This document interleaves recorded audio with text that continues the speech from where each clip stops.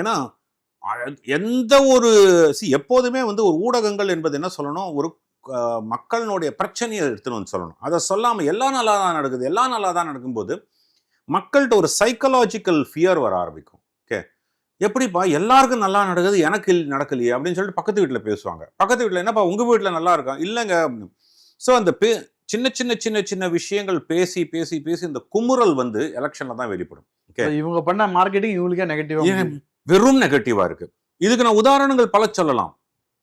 India shining சொல்லிட்டு BJP 2004 பண்ணாங்க. அந்த மார்க்கெட்டிங் வந்து ஃபெயிலியர் ஆச்சு.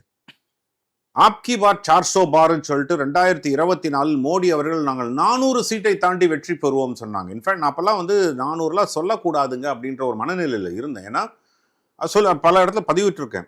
ஏன்னா அந்த எல்லாரும் 400 சீட்டு தாண்ட போறாங்க, நான் அதனால ஓட்டு போடலன்னா ஒன்றும் இல்லைன்னு சொல்லிட்டு ஓட்டே போடாம போனாங்க நிறைய பேர்.